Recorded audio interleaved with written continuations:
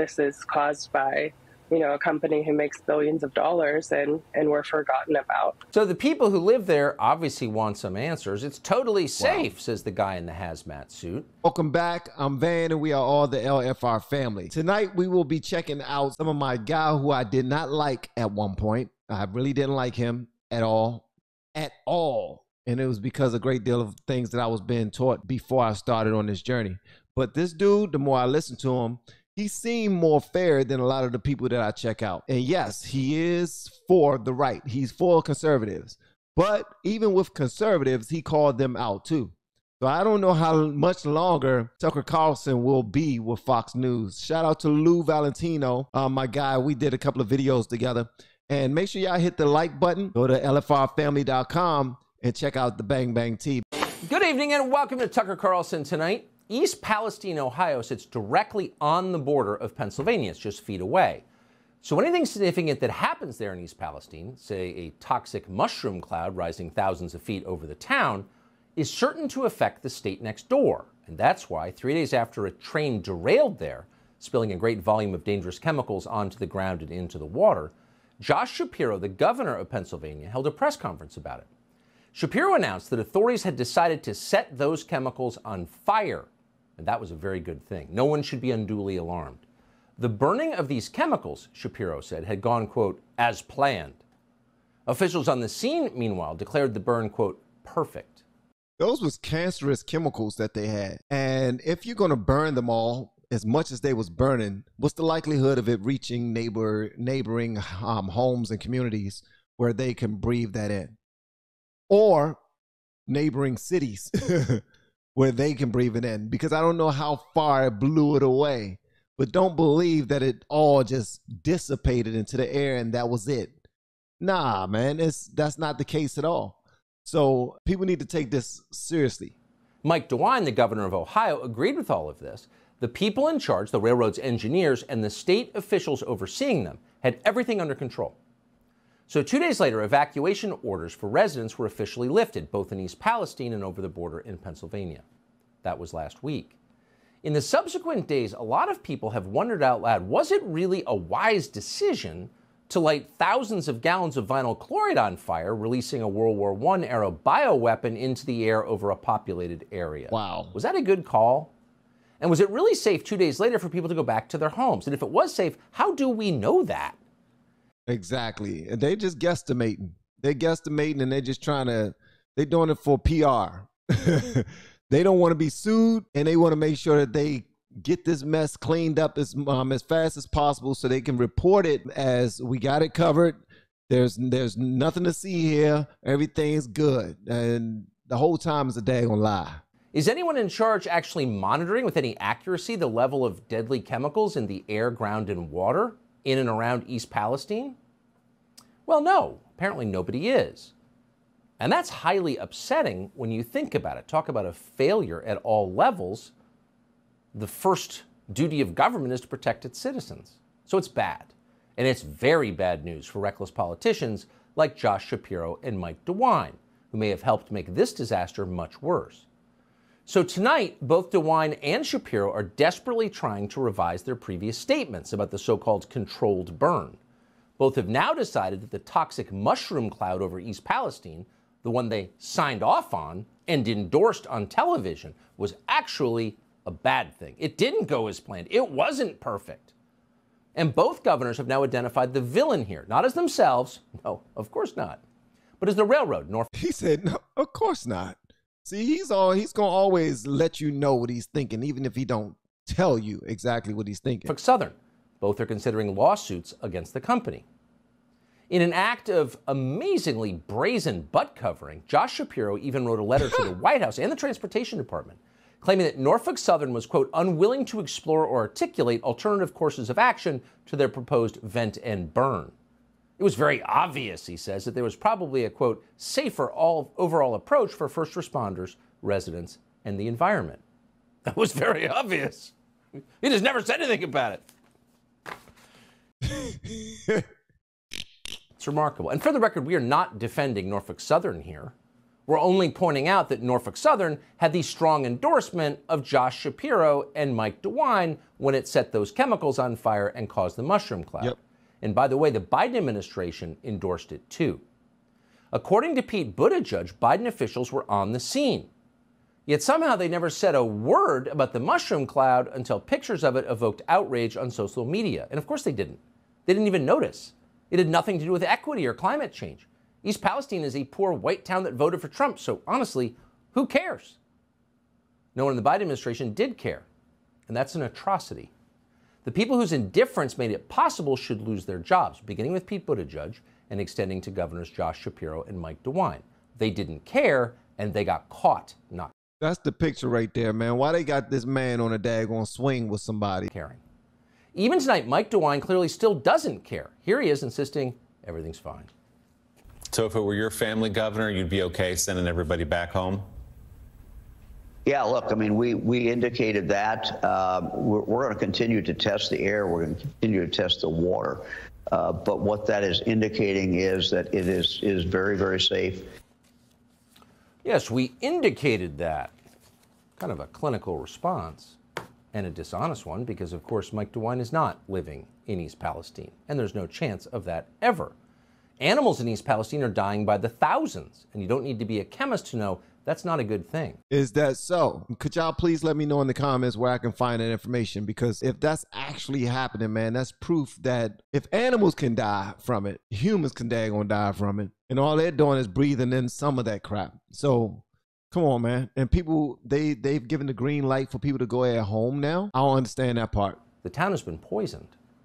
Residents worry about what's still in the air, soil, and water of their rural community. Don't tell me it's safe. Something's going on if the fish are floating in the creek. Ohio officials confirming some 3,500 fish died in local waters in the days after the derailment, but insist extensive testing shows there's no threat to other wildlife or humans. They say there's only anecdotal evidence of residents getting sick and no confirmed connection to the hazardous chemicals aboard the train. Exactly what does that mean, anecdotal evidence? Oh, there's only anecdotal evidence. See? Also called observed reality. Maybe Tony Fauci will show up soon to lecture us about the science. Amanda Bashirs will probably not listen. She lives there, 10 miles from East Palestine in Lima, Ohio. She says that even at Lima, rather, at that distance, burning chemicals smell like chlorine and hurt her eyes. And she also says her chickens, and this is not a good sign no matter what they say, are dying without explanation. So I walked up to the cage, and this is what I found. Amanda Bashirs was going to feed her 5 hens and rooster this morning when she discovered them all lifeless. Oh my gosh, bruh. Come on, man. Like we wasn't already having issues with chickens already, man. And now her roosters are dead? Wow. Practically in the same position with no signs of a predator entering their enclosure. I'm beyond upset and quite panicked because they may be just chickens, but they're family. Brashear says her chickens were alive and well yesterday. She believes the smell following the detonation of the train carrying chemicals that derailed in East Palestine is to blame for her birds' sudden death. Yo, that was one reason why I decided to leave my government job, because I was an environmental protection specialist for Department of Defense, and every month I had to go inspect my satellite waste rooms where I kept the waste, where I went to every single lab where they did their work. Pretty much I would take the waste from those chemicals and I will leave more containers or secondary containers and label them properly and put them in the containers where they're supposed to go, and then call out a company so that they can come out and get them and transport them to the landfill or wherever they was taking them. And I will be in them rooms for like hours, and I will have everything closed up and tightly sealed and everything, but I will be a little lightheaded if I don't step outside, catch a breather, catch some fresh air, and then go back in there. And there was no phone in the room or nothing. So with all of this cancerous chemicals, all these cancerous chemicals that just blew up in these trains, and then started going everywhere, I guess once they burned it, and got it all squared away. Could you imagine living within miles of that area right there and not breathing in those fumes, not taking some of that in. And this lady goes out into her yard and see all of her hens dead. That's crazy, man. I'm waiting to see some daggone. I'm thankful that no people, popped up, dead from this right here, because this is crazy. I'm sure that the hospitals got people in there that's sick, and not just, mildly sick like they claim. Check this out right here. This just now came from Lover of Jesus and Humanity. Said, Van, here's an excerpt from an article concerning the animals dying, and the link to the article: streams of fish, a coop of chickens, and a choke of foxes. I don't even know what a choke is, but I'm thinking that that's a whole daggone lot. Never seen that word choke. But here we go right here. Smoke rises from derailed cargo train in East Palestine, Ohio on February 4th, 2023. Days after a catastrophic train derailment prompted officials to conduct a controlled release of the toxic chemicals on board. Animals are dying at alarming rates in East Palestine, Ohio. A woman in North Lima, roughly 11 miles away, 11 miles away from the village of East Palestine, where the crash occurred, checked on her chicken coop on February 7th, 3 days after the crash, only to find her 5 hens and roosters laying lifeless with no sign of a predator entering their enclosure. That's what we just now saw Tucker Carlson talking about. I'm beyond upset and quite panicked is what the lady said. Local officials said during a Tuesday press conference that most drinking water in the region is safe to drink. Bull sugar honey iced tea if I'm drinking that daggone water. However, residents with private water sources were instructed to drink bottled water until the state can confirm the safety of their water source. So the State Environmental Protection Agency is also monitoring air quality and indicated there is no reason for concern, but Brashears and other Ohio residents aren't fully convinced. This is nuts, man. In addition to domesticated animals possibly suffering from the toxin exposure, locals have reported seeing streams full of dead fish in recent days. An official with the Ohio EPA confirmed toxic material had entered the waterways after the burn and killed fish, but reiterated that drinking water is safe and air contaminant levels are not currently a cause for concern. I think that's BS, but you know what? They got to cover their tails. That's what they got to do, because they're looking at a gang of lawsuits if this goes sideways.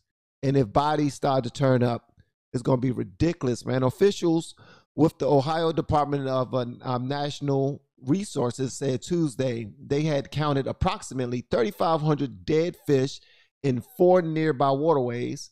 In early sampling in the immediate days following the February 3rd crash, officials counted deaths among 12 different species, none of which are currently listed as endangered or threatened. Officials said they haven't noted any increase in the number of dead fish in recent days. All right, so this is crazy, man. This whole thing is nuts, for real. This whole thing is nuts, man. You know what I mean? They got to cover their tails at this point, because if they don't, like I said before, it's going to be a whole gang of lawsuits. So as always, if you want to know what people really think, ignore what they say. Words are cheap and people lie. Words are cheap and people lie. Watch what they do. Mike DeWine may say it's safe to be in East Palestine, but you'll notice he's not spending the night there. One woman who does live there noticed that federal officials, while assuring everybody everything was fine, were wearing hazmat suits. When you watch people that are investigating, they all have these giant hazmat suits on, but somehow it's safe for people to go back to these homes. They only evacuated a mile out-ish. Anybody outside of that, you're kind of on your own. If you want to leave, you can leave. If you want to drink bottled water, go for it, buy it. If you want to, but it's all on our own dime. And this is caused by, a company who makes billions of dollars, and we're forgotten about. Wow. So the people who live there obviously want some answers. It's totally safe, says the guy in the hazmat suit. So residents of East in a fully engulfed mask. He's breathing he got his own oxygen mask and everything. He's saying, no, go ahead. Go ahead. Go back home. I'm gonna go back home too. I stay far away from this joint. I ain't sleeping nowhere near here. Palestine Center gathered for a town hall. The mayor has just told residents that he has not heard from anyone in the White House, didn't until yesterday when it started to become a political liability for them. The mayor also said he has no idea where Pete Buttigieg is tonight. Subscribe. The Bang Bang Tea. I've never had any type of issue with my sex life. Like, we're young. We're still vibrant. Even though I'm almost 40 years old, we still get it in. I've been married. I've been with my husband for over 20 years. So we still get it in. But when I say, I ain't going to give my husband's real age, but he's in his 40s, right? That stamina that happened a couple of hours after we drank that tea, and I only drank half and I gave him half. That stamina that happened. And you told me it was going to be like half an hour. It took me about 2 hours. But when I say I was ready after about 2 hours, I was ready like, hold on, what you doing? You took your shower yet?